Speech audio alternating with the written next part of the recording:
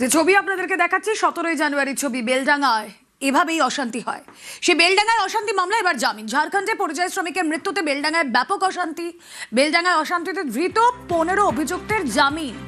কথা বলবো, অমিত রয়েছেন সঙ্গে। অমিত, জানুয়ারি মাসের 16 এবং 17 তারিখ একজন পরিযায়ী শ্রমিকের মৃত্যুর ঘটনা ঘিরে বেলডাঙ্গা অশান্ত হয়ে উঠেছিল। এই ঘটনায় এনআইএ তদন্ত করছিল, কারণ রাজ্য পুলিশ প্রথমে 31 জনকে গ্রেপ্তার করে পরবর্তীকালে কলকাতা হাইকোর্টের নির্দেশে তদন্তভার এনআইএ হাতে যায়। এবং গতকাল জামিনের শুনানি ছিল। 18 জন অভিযুক্তের জন্য বেল পেয়ার বা জামিনের আবেদন করা হয়েছিল এনআইএ স্পেশাল করে, যাদের মধ্যে থেকে 15 জন অভিযুক্তের জামিন মঞ্জুর করা হয়েছে। শর্ত সাপেক্ষে 10,000 টাকা বন্ডে জামিন মঞ্জুর করা হয়েছে এবং যে দিনগুলোতে আদালতে এই মামলার শুনানির দিন ধার্য থাকবে সেই দিনগুলোতে অভিযুক্তদের আদালতে হাজিরা দিতে হবে। যারা তদন্তকারী অফিসারদের সঙ্গে তদন্তে সহযোগিতা করতে হবে, এই সমস্ত শর্তে 15 জন অভিযুক্ত জামিন মঞ্জুর করেছে এনআইএ স্পেশাল কোর্ট।